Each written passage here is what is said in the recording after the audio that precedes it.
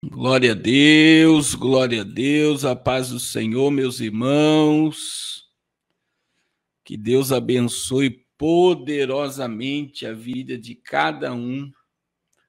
Nós estamos hoje na primeira noite, desse seminário, o florescer da figueira e a importância de Israel para o cenário mundial. Nós estamos vivendo dias proféticos, dias bíblicos, e algo tem passado desapercebido por essa geração, que é a história de Israel. O quanto que Israel é importante para o mundo, para o cumprimento profético. E eu creio que esta semana, hoje nós vamos dar uma introdução, será uma semana de um crescimento espiritual para você, para sua família, para sua vida. E eu creio que juntos nós vamos aprender muito com o Espírito Santo. Todas as aulas que nós vamos estar dando aqui é uma prévia do que será o curso Por que Pregar e Como Pregar o Apocalipse. Então eu gostaria, antes de começar essa aula, eu gosto muito do assunto que nós vamos falar, de nós orarmos a Deus, falarmos com Deus, para que o Espírito Santo venha direcionar as nossas vidas no propósito do céu. Que você possa compartilhar, esse conhecimento. Existem métodos de nós possuirmos o conhecimento e armazenarmos ele no nosso cérebro. E o processo é, todo conhecimento adquirido você deve passar para frente. Desculpa. Todo conhecimento adquirido, você aprendeu algo novo,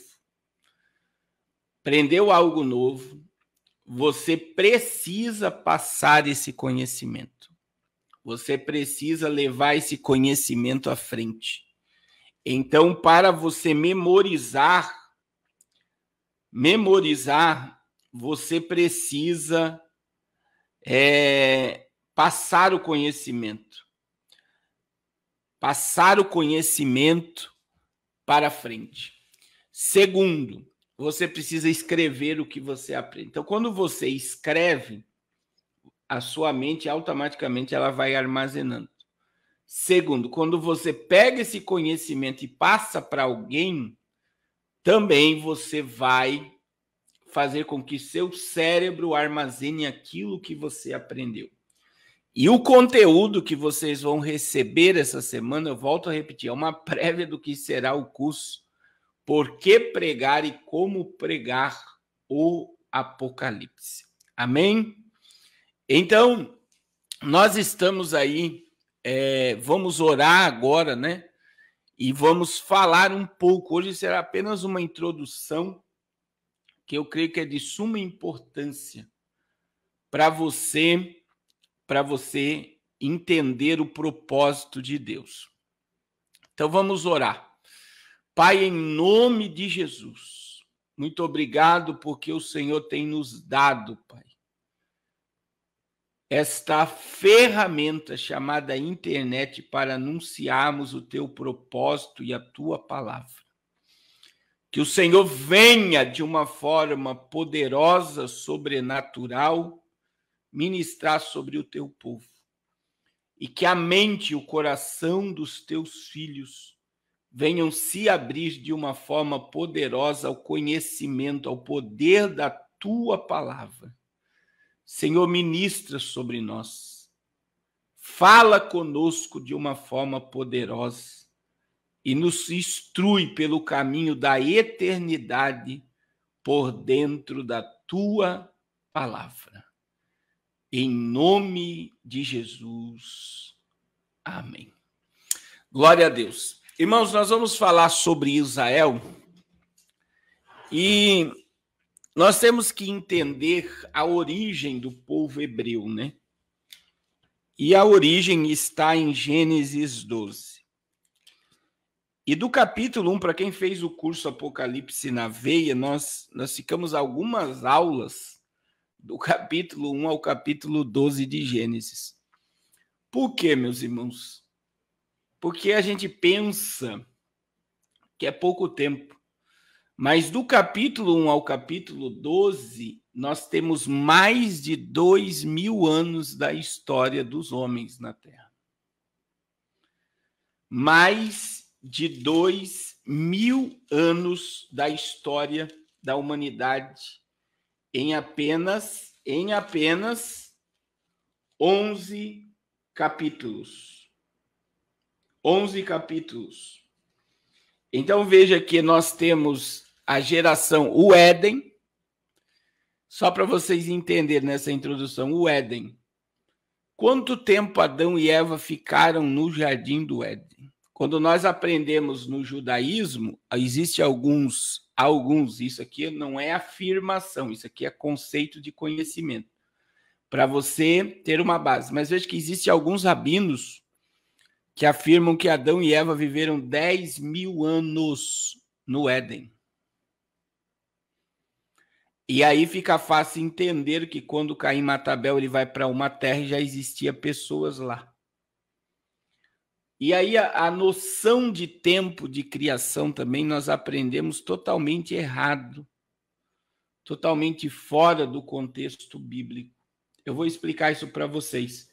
Por exemplo, quando você lê Gênesis capítulo 1, versículo 14 e 15, a Bíblia vai dizer assim, ó: disse Deus, haja luzeiros do firmamento dos céus para fazer separação entre dia e noite.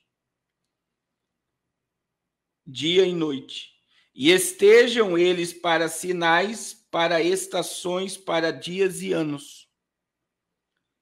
E sejam para luzeiros no firmamento dos céus para iluminar a terra, e assim Deus fez.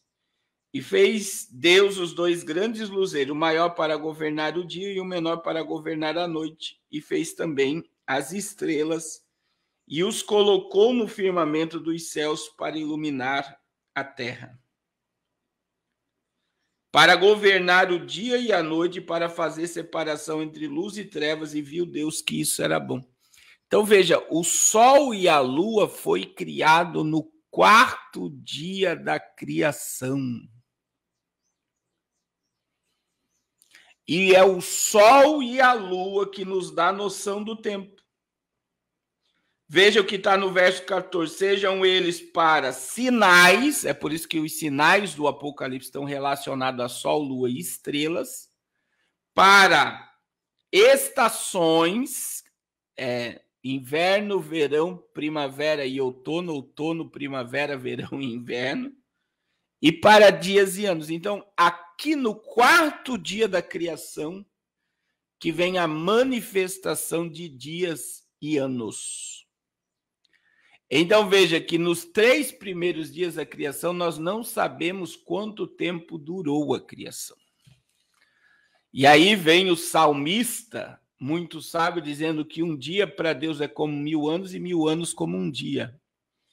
Porque essa lógica de tempo, ela é para o homem. Diante de Deus não existe tempo. Diante de Deus todas as coisas estão transparentes. Diante de Deus tudo está patente aos olhos dele. Diante de Deus não existe passado, presente e futuro.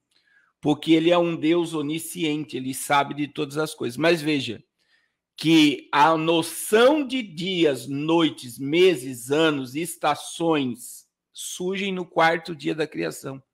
E aí você não tem como determinar o tempo que levou para o planeta Terra ser criado. E isso não tem nada a ver com teoria da evolução, que é uma falácia. Isso aqui é criacionismo puro, e isso também está ligado à nova linha de teologia chamada design inteligente. O que é o design inteligente? É que é impossível você ver a dimensão do espaço e tempo, universo, planeta Terra, ecossistema, seres criados sem ter um criador. É impossível, meu irmão. Então, o design inteligente, ele tem a base científica, né? Como Se você pegar o carbono 14, você vai identificar coisas que existem há milhões de anos. Então, existe um tempo que aquilo existe. E isso não é mentira, porque isso é comprovação científica. Só que quando eu pego o que eu acabei de falar, eu entendo que pode ter bilhão, pode ter milhões de anos, que isso não interfere no tamanho do meu Deus, isso só o engrandece. E aí vem a linguagem teológica, design inteligente, que quer dizer o quê? Alguém criou. Alguém fez os detalhes da joaninha, da borboleta, que é muito lindo, né? Uma borboleta, um beija-flor que bate aquelas asas naquela velocidade, na beleza que ele é, as cores dos animais, as frutas, as verduras, tudo que Deus criou é perfeito e belo. Então, o que acontece? O que eu quero falar com isso? Tempo. Quanto tempo Adão e Eva ficou no Éden? Provavelmente 10 mil anos. Se eles ficaram 10 mil anos no Éden, eles tiveram 10 mil filhos. Outra coisa que as pessoas não entendem é que Deus colocou o homem no Éden, né? Criou a mulher da costela de Adão e mandou eles automaticamente. Olha só, Gênesis 2, 18 e 19. Disse mais o Senhor Deus, não é bom que o homem esteja só, far-lhe-ei uma auxiliadora que lhe seja idônea.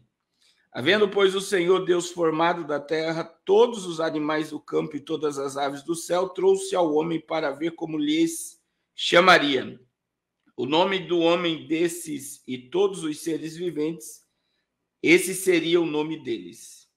E aí deu nome o homem, Adão e Eva, a todos os animais domésticos.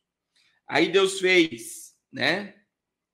E as aves dos céus selváticos para o homem, todavia não se achava auxiliadora que lhe fosse idônea. Então o Senhor fez cair pesado sono sobre o homem, lhe adormeceu e tomou da sua costela e fechou o lugar da carne. E a costela que o Senhor Deus tomara do homem transformou numa mulher, ele trouxe. E disse o homem, esta é afinal ossos dos meus ossos, carne da minha carne, porquanto do varão foi tomada.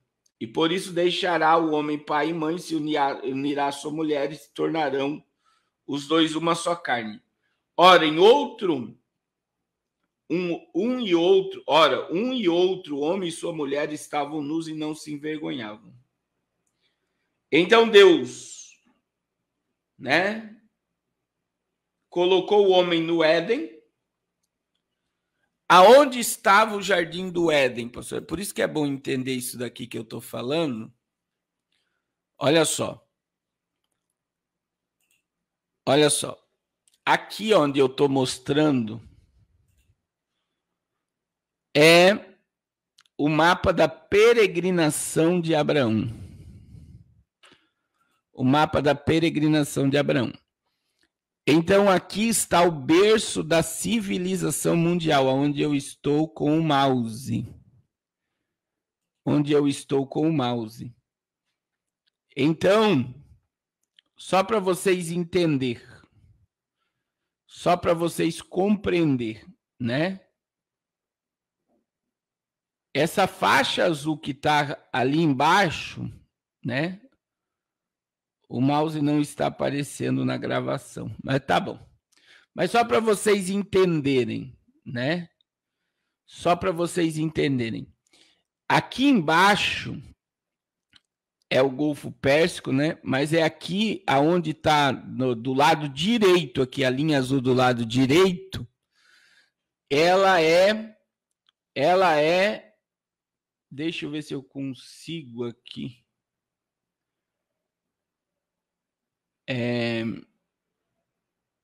Pegar uma caneta aqui para colocar o que eu quero. Mas do lado direito dessa linha azul que você está vendo é onde estava o Jardim do Éden, bem na pontinha aí, ó, onde está escrito Babilônia em cima. Que é, onde é este local, pastor? É o local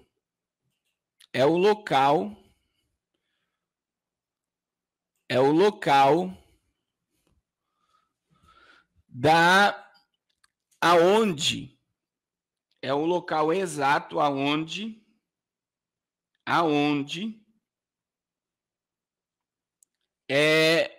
está o rio Tigre e o rio Eufrates. E aí, meus irmãos, aí neste local é aonde estava o Jardim do Éden. E o Jardim do Éden foi colocado aí neste lugar, né? Do lado direito aqui, onde está a Babilônia, aí, que é conhecido, né, pela ciência como o berço da civilização mundial. Berço da civilização mundial. É aí que estava o Éden. E outra, o Éden estava aberto. Então, era um jardim plantado nesse lugar, o Jardim do Éden. Então, o jardim não estava fechado. O jardim foi fechado após o pecado. Eu vou ler isso para vocês. Então, do lado direito, você tem aí, né? Deixa eu ver aqui. Você tem o berço da civilização mundial, né, no começo da linha azul, e existe 2 rios aí que está lá no Iraque até hoje, o rio Tigre e o rio Eufrates. O rio Tigre e o rio Eufrates. Eles estão aí até hoje, até o dia de hoje, estão aí.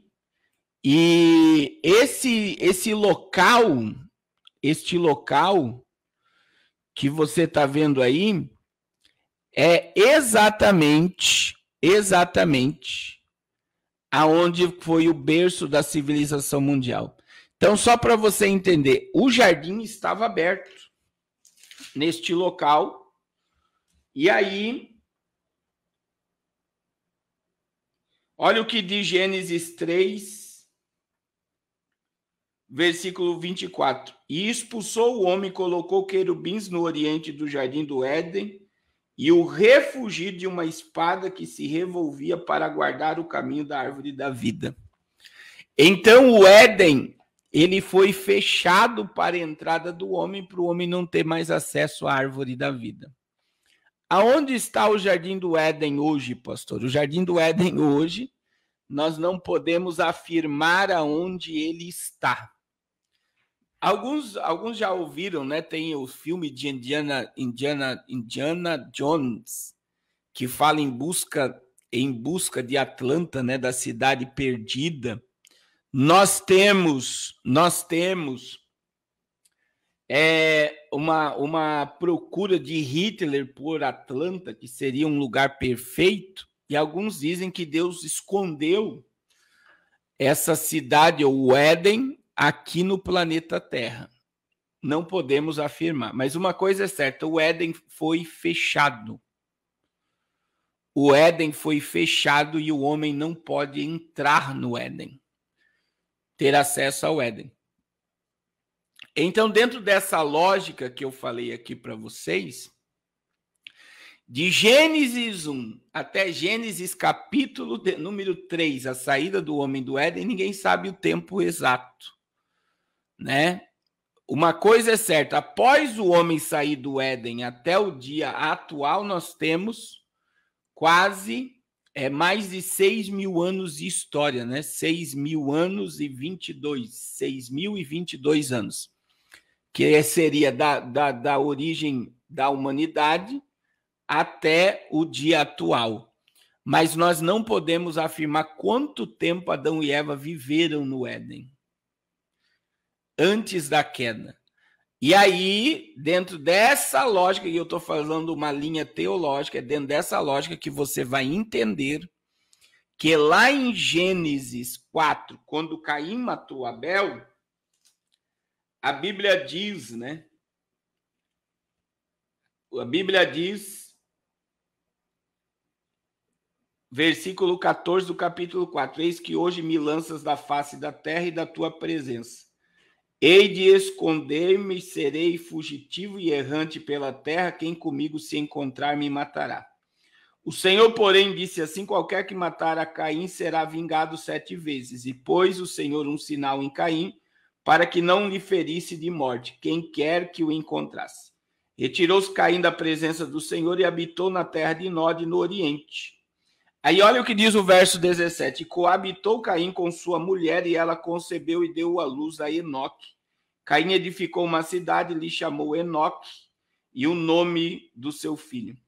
Então veja que quando Caim sai da presença, ou do local que ele estava, que seria próximo ao Éden, ele encontra uma mulher, coabita com ela, tem Enoque e se casa com ela. Que com certeza era sua própria irmã, que já vivia fora do Éden.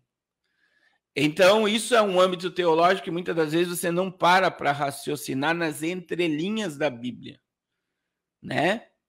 Mas é o que eu estou falando. Existe uma linhagem teológica e judaica que Adão e Eva tiveram 10.000 filhos antes de sair do Éden.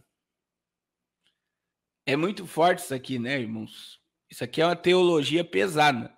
Então, eu só estou dando alguns detalhes, mas só para você entender. E da saída do Éden até o Gênesis 6, nós temos aí mais de 2.000 anos de história. Mais de 2.000 anos de história. Pastor, como é que o senhor sabe? É só você pegar a genealogia e a idade das pessoas, né? Então, alguns afirmam, só para você ter ideia, que o ano do dilúvio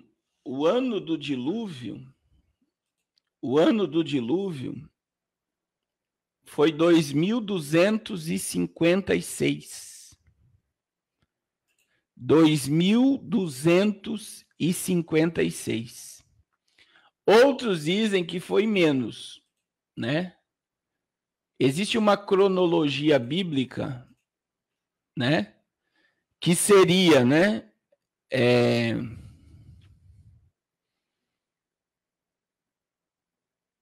Vamos lá. Olha lá, é isso aqui mesmo, ó, que eu estava procurando. O ano do dilúvio foi de 2240 a 2239 a.C. Como é que chega a essa idade, pastor Carlos? Através da idade. Se você pegar a idade de Adão, a idade dos filhos de Adão, a idade de Sete, a idade de Noé, e você fizer um cálculo, você vai ver que passou mais de 2.000 anos de história. E isso é muito forte. Isso é muito forte mesmo. Isso é algo assim que muitas pessoas não param para imaginar. E você já vai entender porque eu estou falando tudo isso, né? Eu vou mostrar aqui para vocês, ó, só para vocês terem ideia.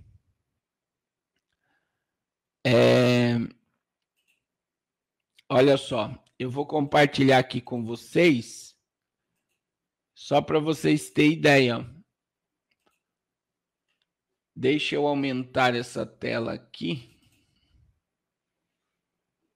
Olha lá, 2240 a.C., 2240 a.C. foi quando começou a chuva. Aí você tem as referências Gênesis 7:11, o dilúvio, né, 9:28, 7:12 de Gênesis 8:13, que foi: secaram-se as águas do dilúvio no ano 601 de Noé. Noé tinha 601 anos. Está lá em Gênesis 8:13. E Noé saiu da arca no segundo mês, né? Que foi Gênesis 14, 8, 14 a 18, no ano 2239. Então, quando você estuda sobre isso na Bíblia, você tem mais de 2.000 anos de história do Gênesis, da saída de Adão, até o dilúvio. E quando você pega o dilúvio a Abraão, quantos anos passaram, você já vai entender porque eu estou falando tudo isso aqui, né? De Noé a Abraão, você tem outra cronologia bíblica, né? Aí nós temos a questão, né? Olha só, de acordo com o texto bíblico, Noé teria vivido 950 anos. Então, veja, ele saiu com 601 anos e ele viveu mais 349 anos após sair da arca. Aí, veja bem, tinha 500 anos quando gerou a Sem, Cã e Jafé. Com a idade de 600 anos, enfrentou o dilúvio e ainda viveu mais 3 séculos e meio, o que significa que poderia ter falecido nos dias de Abraão, já na 10ª geração dos seus descendentes. Que interessante, né? E aí, olha lá, vamos dividir de Adão. Adão viveu 930 anos e Noé 950. Entre a morte de Abraão e o nascimento de Noé, temos 126 anos. Do dilúvio a Abraão, 427 anos. Noé viveu 600 anos antes do castigo do dilúvio e 350 anos após. Então, quando você olha para isso, irmãos, essa cronologia bíblica, você vê que provavelmente Noé conheceu a Abraão, porque Abraão já é a 10ª geração após a saída do dilúvio, e Noé viveu 349 anos após ele sair da arca. É interessante, a Bíblia é tremenda, né? Agora, veja bem.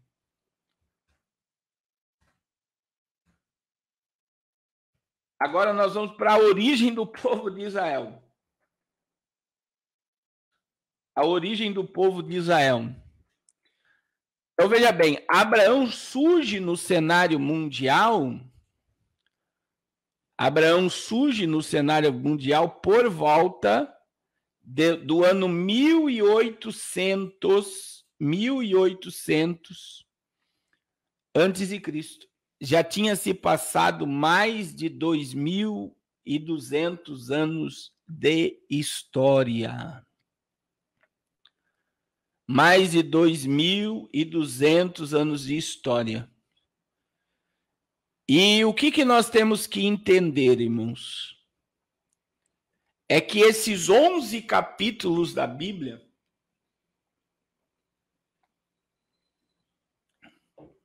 eles têm mais de 2.200 anos de história. Pastor, isso é importante? É muito importante. Porque existem contextos históricos e mundiais que você vai encontrar somente na Bíblia. Por exemplo, a destruição total do planeta por água, na Bíblia. A questão do tempo que os homens viveram após a saída do Éden, na Bíblia. Qual foi a pessoa que mais viveu? Matusalém, né? 900, para mim não errar, né? Eu ia falar 53. Matusalém,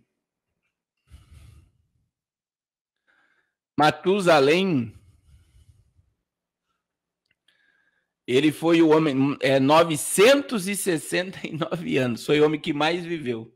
Você vê que nenhum homem chegou a viver 1000 anos. Nenhum homem chegou a viver 1000 anos. Todos viveram menos de 1000 anos. Agora, provavelmente o único, a gente tem a idade de Adão, né? Diante de uma lógica humana, depois da saída e da criação das civilizações. E aí eu volto a dizer, provavelmente Adão tenha vivido, foi o homem que mais viveu nessa esfera de plenitude lá quando ele estava lá no Éden. Agora vamos lá, irmãos, só para vocês entenderem a questão muito importante que nós vamos estudar agora, que é a peregrinação de Abraão, né? Então veja bem, de Gênesis 1 a Gênesis 6, nós temos uma história. De Gênesis 8 a Gênesis 11, nós temos outra história. Veja, Deus se arrependeu de fazer o homem em Gênesis 6. Deus mudou o pensamento acerca da raça humana e ele encontrou Noé. Mandou Noé construir a arca, destruir o mundo. De Noé, sua esposa, seus 3 filhos e suas 3 noras, a terra foi povoada novamente. A ponto de chegarmos em Gênesis 11, a descendência de Noé, que surgiu Nimrod, que foi o primeiro líder global do planeta. Nimrod instituiu um governo único, debaixo de uma linguagem única, debaixo de um totalitarismo muito grande, que ele proibiu o povo sair dos limites de 60 quilômetros em volta de Babel. O povo era proibido sair. O povo estava totalmente sob o seu regime e comando. Em Gênesis 11 vem a Torre de Babel e vem a mística do planeta Terra, a idolatria, o espiritismo. E veja que tudo surge quando você olha para o mapa aí e vê a palavra Ur. Deixa eu ver se eu consigo um mapa aqui que vai me dar uma noção para poder explicar para vocês aqui. Deixa eu ver se eu pego um vídeo aqui com mapa para explicar para vocês.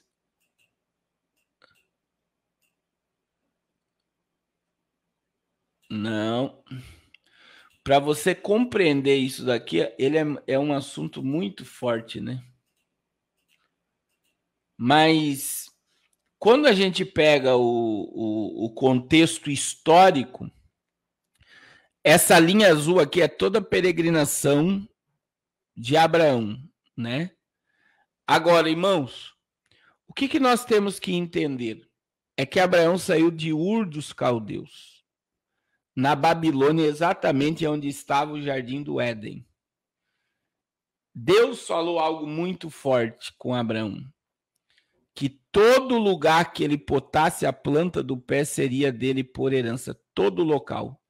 Então, lá da Babilônia, o crescente fértil, né, que pega toda a região da Síria e parte acima da Síria, que a gente conhece, a Bíblia fala como crescente fértil, uma terra muito produtiva, até a divisa do Egito, toda essa região pertence a Israel por herança, toda, não é parte, é toda a região pertence a Israel por herança, toda. E aí não é parte, não, é toda a região. Deixa eu ver se eu consigo um mapa. Tem locais que eu estou pesquisando aqui que está impedindo de chegarmos aonde eu quero chegar para vocês. Mas você está vendo o mapa? O mapa que você está vendo? Tem esse aqui também tá bom. Olha só, dá uma olhada.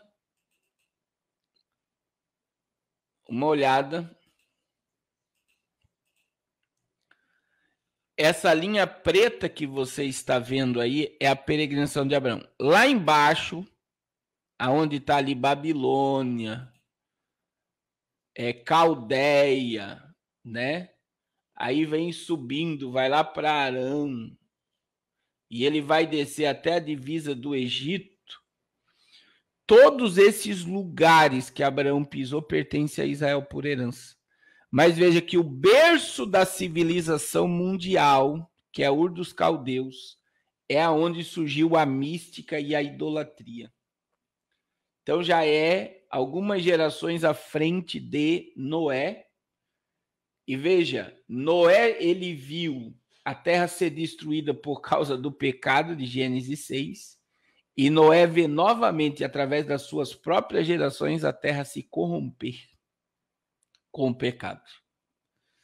E agora a Babel é o primeiro sistema de governo mundial debaixo de idolatria e de uma prerrogativa diabólica, a torre. Por que a torre de Babel era alta? Isso todos devem perguntar. Por que aquela torre era tão alta? Você sabe por que aquela torre era tão alta? Porque os homens tinham acabado de ver a terra ser destruída. Destruída por água. E sabe o que aconteceu? Eles queriam fugir do dilúvio. Eles queriam fugir do dilúvio. Eles queriam fugir da ira de Deus. Eles queriam dizer, se Deus vier destruir a terra por água, nós temos um lugar para se refugiar.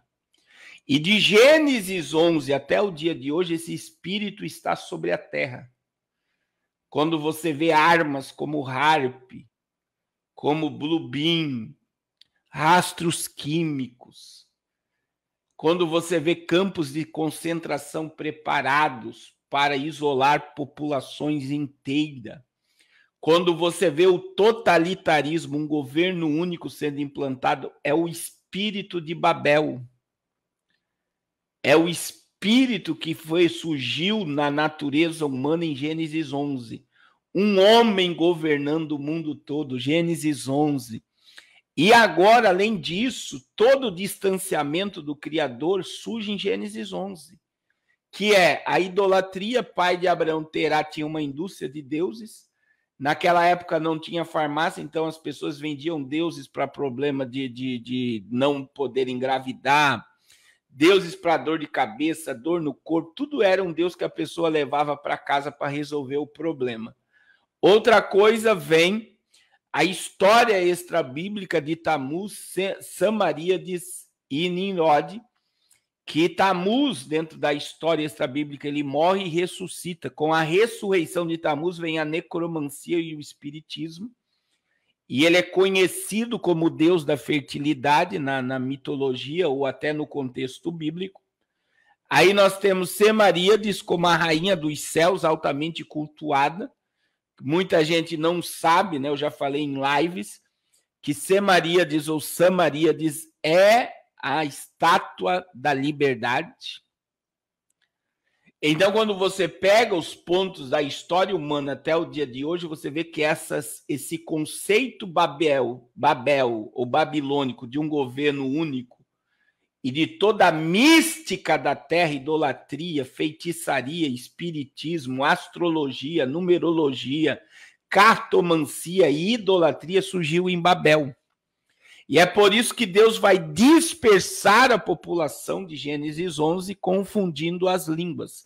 É aí que vai surgir os povos, os idiomas, os dialetos, em Gênesis 11.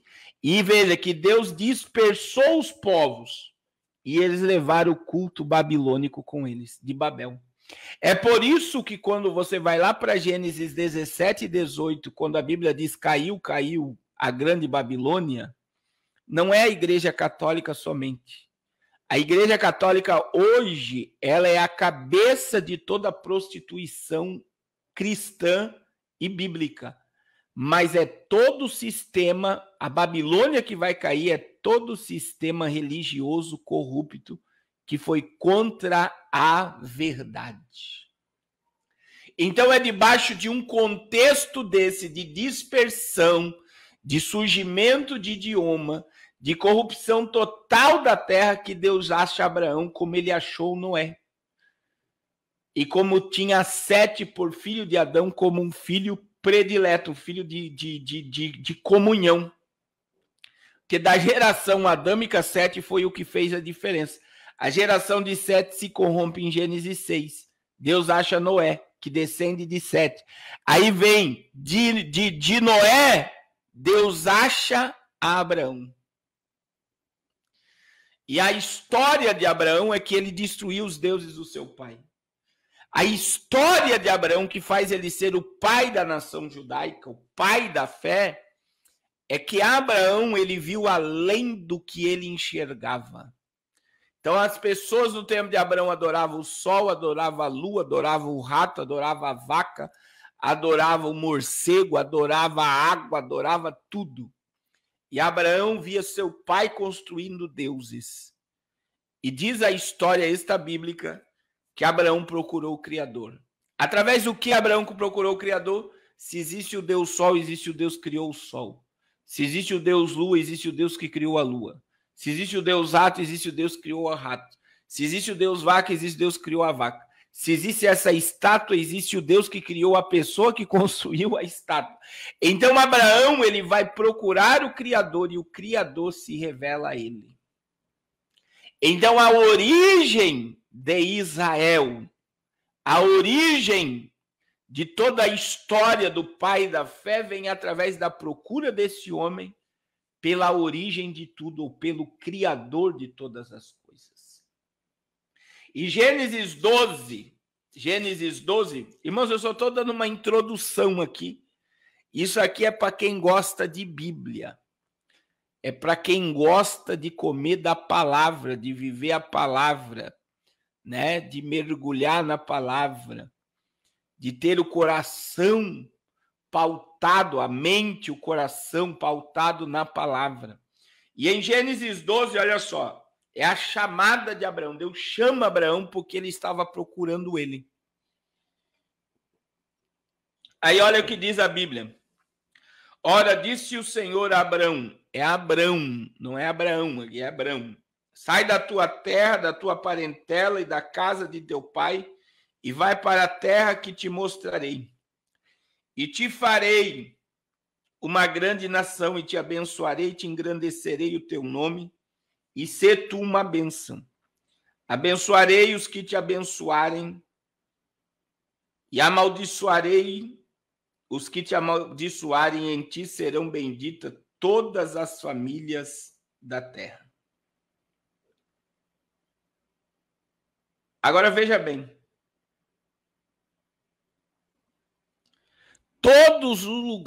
Todo lugar que Abraão pisou pertence a Israel. Então, irmãos, isso aqui é tão forte que você está vendo no mapa, toda essa linha preta, que depois você pode pegar o mapa mundial, que vai do Iraque ao Egito, pertence a Israel. Quem é que domina essa terra hoje? É os muçulmanos, que descendem de Abraão. Veja que Abraão é um epicentro. Abraão deitou-se com Agar, gerou Ismael, da onde descende os muçulmanos, né? Os muçulmanos. Abraão teve o filho da promessa. Quem é o filho da promessa? Isaac, da onde descende Israel. Isaac, Jacó, Jacó, Israel. Aí nós temos a genealogia de Mateus 1, que vai até Abraão. Porque o livro de Mateus foi escrito por judeus. Então, como Abraão é o pai da nação judaica, Jesus descende de Abraão. Aí nós temos muçulmanos, judeus e cristãos que creem no Deus monoteísta, no único Deus. As três religiões monoteístas descendem de um homem só, Abraão. Agora, Deus chamou ele.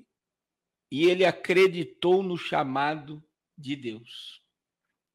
Qual era o propósito, pastor? O propósito de Deus na chamada de Abraão é fazer que a descendência dele, aí em Jacó se chama Israel, quando Jacó lutou com um anjo no val de Jaboque e recebe o nome de Israel. Então veja bem, Jacó tem filhos que são as tribos de Israel, né? Manassés e Efraim descende de José, mais 10 filhos com 2 netos, as 12 tribos de Israel. Agora compreenda, querido, isso é muito importante. Qual é o propósito, pastor? fazer de Israel um recipiente da glória de Deus. O propósito maior é fazer com que Israel se torne o recipiente da glória de Deus. Que de Israel emane o poder de Deus. Que de Israel venha a manifestação da glória de Deus sobre todo o planeta. Então, em todo o Antigo Testamento, nós temos uma palavra teológica chamada centrípeto. O que significa centrípeto?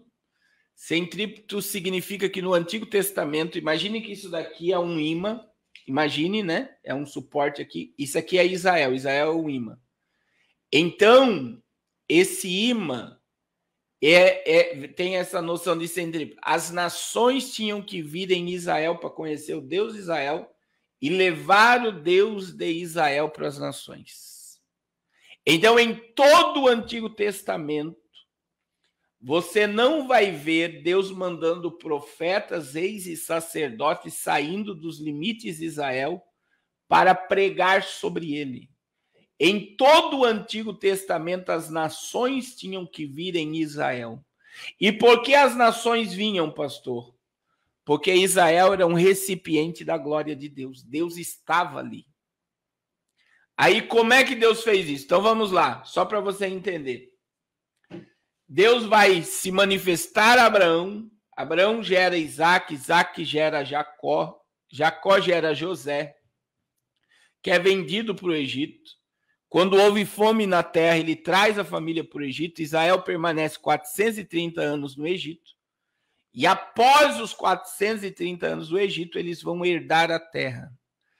Algo que eu e você temos que compreender na Bíblia quando estudamos sobre isso. Esse mapa que você está vendo aqui, você está vendo a linha preta, toda essa linha preta que você está vendo aí na sua tela, é onde Abraão pisou. E Abraão pisou na terra, ele pisou na terra prometida. Quando Sara morreu, irmãos, Abraão, ele compra uma terra em Mequipala. E esta terra que ele comprou em Mequipala fica do lado de Jerusalém. Por que ele comprou essa terra? Está lá em Gênesis 23 isso. Porque os donos da terra queriam dar. Ele falou, não, eu vou pagar o preço. Porque ele queria fazer daquela terra o cemitério da sua família. E o cemitério da família de Abraão já ficava do lado da cidade de Jerusalém. Então, veja, Jacó com os seus filhos já estavam na terra. Quando José tira eles de lá e traz para o Egito, eles saem da terra. E após 430 anos, eles vão herdar aquilo que já pertencia a eles por herança, que Deus já tinha prometido a Abraão. E o cumprimento do que Deus falou a Abraão só vai ser pleno no reino milenial. Então veja que a volta de Israel para a terra prometida, passando 40 anos pelo deserto, é uma volta de uma terra que já pertencia a eles por herança. É por isso que Deus sempre vai falar, eu vou vos dar a terra que eu prometi a Abraão, Isaque e Jacó.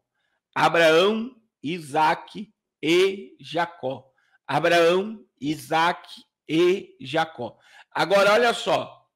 O que nós temos que entender? Lá no deserto, Deus deu a estrutura do tabernáculo, que seria uma visão já do que seria o templo erguido por Salomão. E veja que na inauguração do tabernáculo, deixa eu colocar uma imagem do tabernáculo aqui para vocês. E depois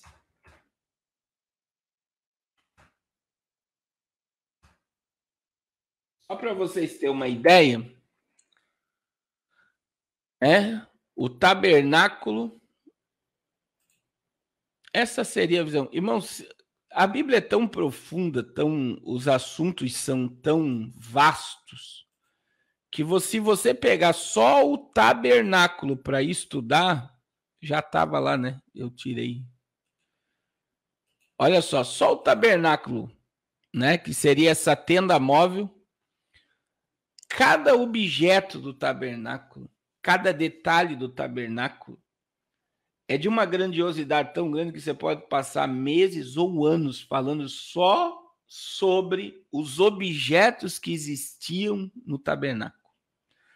Agora, o tabernáculo, em Êxodo 40, que foi a inauguração dele, ele nos revela, né? Após a estrutura ficar pronta, Moisés manda levantar o tabernáculo. Então vamos lá. Êxodo 40, versículo 16. E tudo fez Moisés, Êxodo 40, versículo 16. E tudo fez Moisés segundo o Senhor havia ordenado, e assim o fez. No primeiro mês do segundo ano, no primeiro dia do mês, levantou o tabernáculo. Moisés levantou o tabernáculo e pôs as suas bases e amarrou as suas tábuas e meteu nele as suas vargas e levantou as suas colunas. Após ele levantar o tabernáculo e eles se chegarem ali, a Bíblia vai dizer no verso 34, que isso aqui é o mais importante. Então a nuvem cobriu a tenda da congregação e a glória do Senhor encheu o tabernáculo. Moisés não podia entrar na tenda da congregação porque a nuvem permanecia sobre ela e a glória do Senhor enchia o tabernáculo. E aí olha como Deus guiou o povo no deserto. Quando a nuvem se levantava sobre o tabernáculo, os filhos de Israel caminhavam avante em todas as suas jornadas. Se a nuvem, porém, não se levantava, não caminhava até o dia em que ela se levantasse. De dia a nuvem do Senhor repousava sobre o tabernáculo, e de noite havia fogo nele, à vista de toda a casa de Israel em todas as suas jornadas.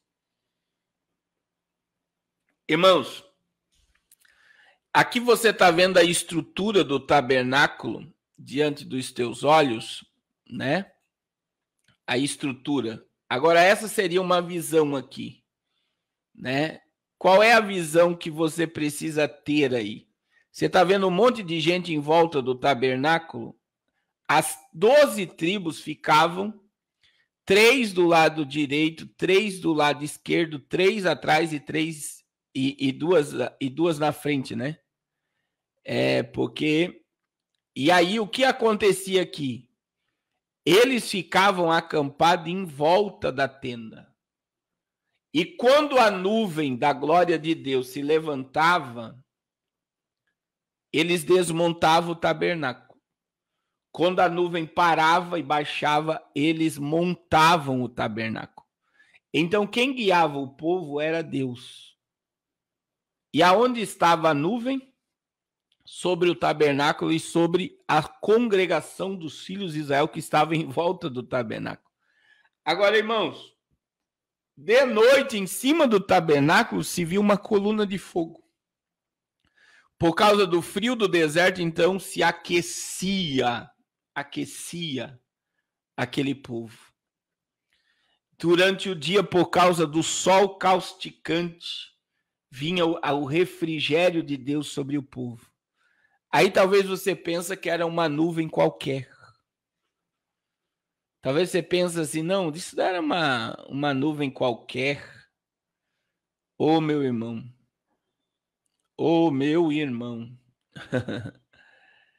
A nuvem cobria, só de homens, saiu do Egito, 600 mil homens, fora mulheres e crianças. Era quase 3 milhões de pessoas. É quase a população de Curitiba inteira. Aqui onde eu moro tem 700 mil habitantes. Não dá os habitantes de Joinville e região metropolitana. Era muita gente. Então imagine o tamanho da nuvem. Agora imagine comigo o tamanho da coluna de fogo para aquecer toda essa multidão. É por isso que Deus mandou eles ficarem em volta do tabernáculo. Em volta. Né? Aqui tem uma imagem melhor, ó, as tendas montadas em volta. As tribos eram organizadas para ficar em volta da presença de Deus. Agora, há uma mudança quando você parte para o princípio do templo. Esse aqui seria já, né?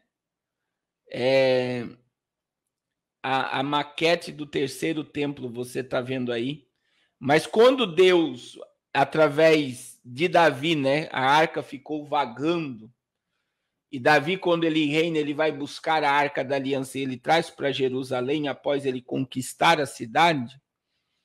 E ele estabelece, então, que ele quer construir um templo. Davi não pôde, Salomão construiu. E o que aconteceu no dia que esse templo foi inaugurado? A mesma coisa que aconteceu no dia que o tabernáculo foi inaugurado. A glória de Deus encheu o templo. A glória de Deus encheu o templo. E aí, irmãos, ele edificou o templo, capítulo 7.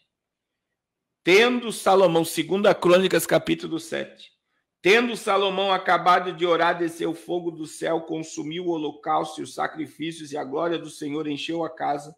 Os sacerdotes não podiam entrar na casa, como Moisés não podia entrar com Arão, porque a glória do Senhor tinha enchido a casa. E todos os filhos de Israel, vendo descer o fogo e a glória do Senhor sobre a casa, se curvaram com o rosto em terra sobre o pavimento, e adoraram e louvaram ao Senhor, porque é bom, porque a sua misericórdia dura para sempre. Então o rei e todo o povo ofereceram sacrifício diante do Senhor, e ofereceu o rei Salomão em sacrifício 22.000 bois e 120.000 ovelhas. E assim o rei e todo o povo consagraram a casa de Deus. Os sacerdotes estavam nos seus devidos lugares, como também os levitas, como os instrumentos músicos, todos músicos do Senhor, que o rei Davi havia feito para dele se utilizar nas ações de graças ao Senhor, porque a sua misericórdia dura para sempre. Os sacerdotes que tocavam as trombetas estavam defronte deles, e todo Israel se mantinha em pé. Salomão consagrou também no meio do átrio que estava diante da casa do Senhor, porquanto ali prepararam os holocaustos e a gordura dos sacrifícios pacíficos, porque no altar de bronze que Salomão fizera não podiam caber os holocaustos e as ofertas e manjares e as gorduras dos sacrifícios pacíficos. Assim celebrou Salomão a festa por 7 dias, e todo Israel com ele, uma grande congregação, desde a entrada de Armate até o rio do Egito. Ao 8º dia começaram a celebrar a festa dos tabernáculos, porque por 7 dias já haviam celebrado a consagração do altar, e a festa durava 7º dia. No 23º dia do 7º mês, o rei despediu o povo para as suas tendas, e todos se foram alegres de coração, contente por causa do bem que o Senhor fizera a Davi e a Salomão e a Israel, seu povo. Então veja bem, 20 dias de festa. Agora veja que a glória de Deus ela era tão forte, meu irmão. A glória de Deus ela era tão forte, que ela atraía os povos a conhecer a Deus. Ela atraía os povos para conhecer o Deus de Israel. Então Israel se tornou o meio pelo qual as nações conheceram o Criador. Através das 613 leis da Torá, Israel se tornou um exemplo para o mundo. E aí vem, meu irmão, a prosperidade desse povo sobre a terra, que é um princípio que para a construção do tabernáculo, Deus estabeleceu uma oferta e o povo ofertou e deu tudo o que tinha, a ponto de sobrar. Êxodo 34, você vai ver que Deus proibiu o povo. Né? O povo foi proibido de ofertar porque eles já tinham muito mais do que era necessário. O que eu quero dizer a todos, irmãos? A todos os irmãos. Israel se tornou um meio de manifestação de Deus ao mundo. E um dos lugares mais sagrados do planeta Terra é esse que você está vendo aí, o lugar do templo. Porque Deus se manifestou ao mundo e fez com que o mundo viesse lhe conhecer deste local. Ele estava ali, a presença de Deus estava ali. A glória de Deus estava ali.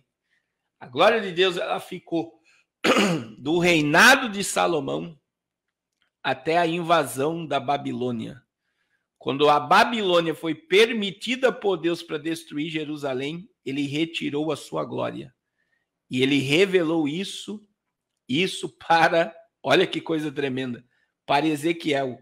É só você ler o capítulo 8, 9 e 10 de Ezequiel e você vai ver a partida da glória de Deus para o Monte das Oliveiras, e após Deus se retirar, o templo foi destruído.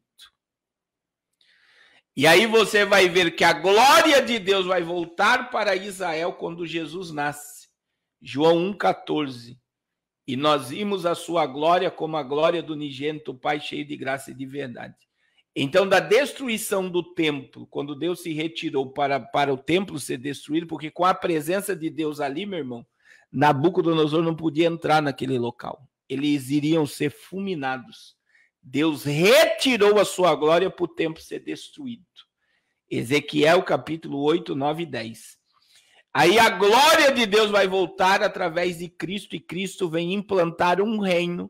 E esse reino agora ele não se limita a Israel.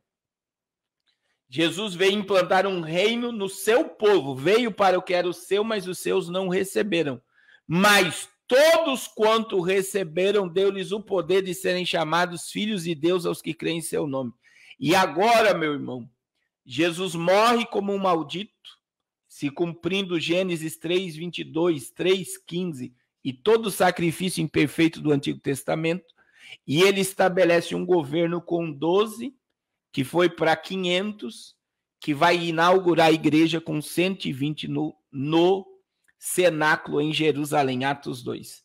A igreja vai ser inaugurada. E agora a glória de Deus que habitou no templo, a glória de Deus que se manifestou encarnada, vai habitar no homem, na era que nós estamos vivendo, a dispensação da graça e do Espírito. E aí nós temos outra palavra teológica, centrífugo, que é de centrifugar. Quando você vê uma máquina de lavar centrifugando, você vê que a roupa fica colada na parede da máquina, longe do eixo. Então, veja bem, no Antigo Testamento, Israel era um eixo, um imã que atraía os povos. No Novo Testamento, Marcos 16, 15, ide por todo o mundo. A glória de Deus se manifestou em Jerusalém novamente, mas ela vai se espalhar pelo mundo, porque Deus, a partir dessa era, não habita mais em templos feitos por mão de homens. O templo, ele reúne a glória de Deus que está nos crentes. No concreto, Deus não habita. É um lugar consagrado para adoração, é um lugar consagrado. Mas Deus habita no homem. E agora veja que de Gênesis 6, quando Deus parte do princípio de não contender o espírito dele com o homem, até Atos 2, o homem sentia porções do espírito. E era só rei, sacerdote e profeta. Agora, no Novo Testamento, Deus se manifesta no homem, enche o homem e manda ele ir. Aí Jesus disse, vai começar por Jerusalém, Atos 1 a Atos 8, vai para a Judéia e Samaria, Atos 8, 2, e até os confins da terra, Atos 13, a primeira viagem missionária de Paulo e Barnabé. E de Atos 13, o evangelho ganha uma proporção de expansão mundial, e o reino de Cristo, que nasceu em Jerusalém, ele está espalhado nos 5 continentes da terra. E agora veja a importância de Israel. Deus se manifestou no mundo através de Israel. Judeus, muçulmanos e cristãos descendem de Abraão, o pai da fé e o pai do povo judeu. Nós vemos Jesus nascendo em Belém de Judá, em Israel, morto no Gólgota, Israel, crucificado em Israel, né? Ressurreto em Israel, Jerusalém, e a Bíblia vai dizer que ele vai ser assunto ao céu no Monte das Oliveiras em Israel. Então, quando você lê Ezequiel 10, você vai ver que a glória de Deus se retirou no Monte das Oliveiras. Quando você lê Atos 2, você vai ver Atos 1, Jesus vai voltar para o céu no Monte das Oliveiras. Agora, presta atenção. Jesus vai voltar na batalha do Armagedon no Monte das Oliveiras. Jesus vai e em Atos 2 ele inaugura a igreja. Agora a palavra é centrífugo. A igreja tem que alcançar o mundo. A igreja está nos 5 continentes da terra. A qualquer momento Jesus vem buscar a igreja, porque Israel está na expectativa do falso Machia. Isso é muito forte, né, meu irmão? E após o falso Messias, o anticristo, se manifestar por 7 anos, volta Jesus no mesmo monte que ele subiu, mas ele volta com a sua igreja para implantar o reino milenial, e ele vai governar o mundo por 1000 anos de dentro de Israel. Então, isso que eu disse hoje é apenas uma base. Eu sei que tem pessoas que vão discordar da introdução dessa aula, e é muito importante que você pesquise o que eu falei antes de me criticar.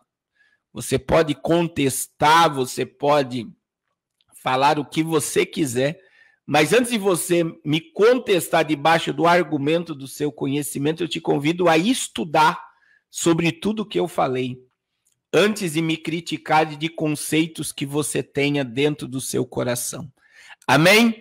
Amanhã, irmãos, amanhã, nós vamos falar sobre a profecia de Ezequiel 37, Lucas 21, 29. Amanhã nós vamos falar sobre a profecia da figueira. E iremos falar do que ocorreu no ano 70. No ano 70 da era cristã, quando Jerusalém vai ser totalmente destruída e os judeus vão ser espalhados sobre a face da terra. É muito importante que você não perca a live de amanhã, que vai ser uma bênção nas nossas vidas. Deixa eu orar por vocês. Deixa eu interceder pela sua vida. Pai, em nome de Jesus, muito obrigado por essa live abençoada.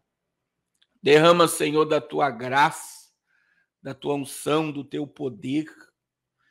E continua abrindo o nosso intelecto, o nosso conhecimento, para entendermos e compreendermos os mistérios da tua palavra.